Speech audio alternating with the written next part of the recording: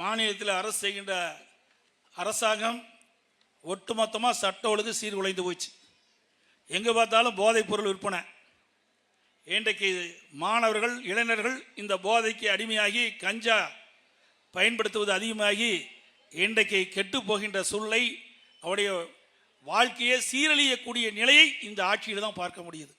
பல முறை நாங்கள் இந்த அரசாங்கத்துக்கு எடுத்து சொல்லிக்கிட்டேன், சட்டமன்றத்திலையும் பேசிட்டேன், ஊடகத்தின் வாயிலாக பத்திரிகையின் வாயிலாக என்னுடைய கருத்தை தெரிவித்திருக்கின்றேன். ஆனால் இந்த அரசு மெத்தன போக்கின் காரணமாக ஒரு திறமையற்ற அரசாங்கம், ஒரு பொம்மை முதலமைச்சர் திரு ஸ்டாலின் இந்த நாட்டை ஆண்டு கொண்டிருக்கின்ற காரணத்தினாலே இன்றைக்கு இதை தடுக்க முடியாமல் எங்கே பார்த்தாலும் போதைப் பொருள் தடையில்லாமல் கிடைக்குது. இதனால் நம்முடைய மாணவர்கள் இளைஞர்களுடைய வாழ்க்கை சீரழியக்கூடிய காட்சி நாம் பார்க்குறோம். இந்த போதைக்கு அடிமையாயிட்டால் மீட்கவே முடியாது. ஆகவே இன்றைக்கு தமிழகம் எது கிடைக்குதோ இல்லையோ போதைப் பொருள் எங்கே பார்த்தாலும் தடையில்லாமல் கிடைக்குது. அப்படிப்பட்ட ஒரு ஆட்சி தான் இன்றைக்கி திராவிட மாநில ஆட்சியிலே பார்க்குறோம்.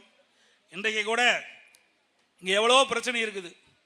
இங்கே இருக்கின்ற மக்களுக்கு எவ்வளோ தேவை. இதையெல்லாம் செய்யறதுக்கு மனசு இல்லை இந்த அரசாங்கத்துக்கு. கார் பந்தயம் வேணுமா?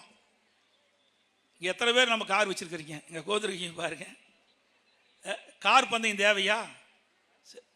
பந்தயம் தேவைன்னா இதற்காக ஏற்கனவே அம்மா இருக்கின்ற பொழுது இருங்காட்டுக்கோட்டை சோழவரம் பகுதியில் பிரம்மாண்டமான கார் பந்தயம் நடத்துவதற்கு ஒரு மைதானமே அமைச்சு கொடுத்துக்கிறோம். அங்கே போய் கார் பந்தயம் நடத்தலாம். அதை விட்டுட்டு ஏழை எளிய மக்களுடைய வரிப்பணத்தில் சுமார் 42 கோடி ரூபாய் செலவில் இன்றைக்கு நகரத்தினுடைய மையப்பகுதி, அந்த பகுதியில் மருத்துவமனை இருக்கிறது, சென்ட்ரல் ரயில் நிலையம் இருக்குது, தலைமைச் செயலகம் இருக்கின்றது, அங்கே துறைமுகம் இருக்கின்றது. இப்படி போக்குவரத்து நெரிசல் அதிகம் உள்ள, மக்கள் நடமாட்டம் அதிகம் உள்ள அந்த பகுதியில் கார் பந்தயம் நடத்த வேணுமா? அது அவசியமா? சிந்திச்சு பாருங்க.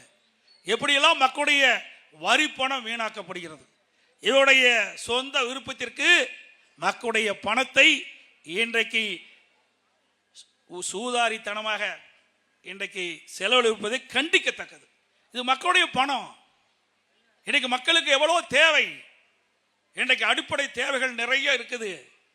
இன்னும் மக்களுக்கு செய்ய வேண்டிய திட்டங்கள் நிறைய இருக்கின்றது. அதற்கு இந்த பணத்தை பயன்படுத்தலாம். அதை விட்டுவிட்டு கார் பந்தயம் நடத்துவதற்கு இன்றைக்கு இந்த விடியா திமுகனுடைய விளையாட்டுத்துறை அமைச்சர் விளையாட்டாக இதை செய்து கொண்டிருக்கின்றார். தான் வேதனை அளிக்கின்றது. ஆகவே மக்களுடைய எண்ணங்களை புரிந்து ஆட்சி செய்ய வேண்டும். ஆட்சி பொறுப்புக்கு வந்தவர்கள் மக்களுடைய பணத்தை ஊதாரித்தனமாக செலவு செய்வதை ஒரு காலம் ஏற்றுக்கொள்ள முடியாது. இது மக்களுடைய பணம். ஆகவே மக்களுடைய பணம் மக்களுக்கு போய் சென்றடைய வேண்டும். அதான் ஒரு நிர்வாக திறமையுள்ள அரசாங்கத்திற்கு எடுத்துக்காட்டு. ஆனால் இன்றைய அரசாங்கத்திற்கு அதெல்லாம் கவலை இல்லை. மக்களை பற்றி கவலைப்பட இல்லாத ஒரு அரசாங்கம் இன்னைக்கு திராவிட மாடல் ஆட்சி என்று சொல்லிக் கொண்டிருக்கின்ற திரு ஸ்டாலின் தலைமையில் இருக்கின்ற திமுக அரசாங்கம் என்பதை இந்த நேரத்தில் நினைவு கூர்ந்து, இன்றைக்கு விலைவாசி உயர்ந்து விட்டது. அதை கட்டுப்படுத்த இந்த அரசு தவறிவிட்டது.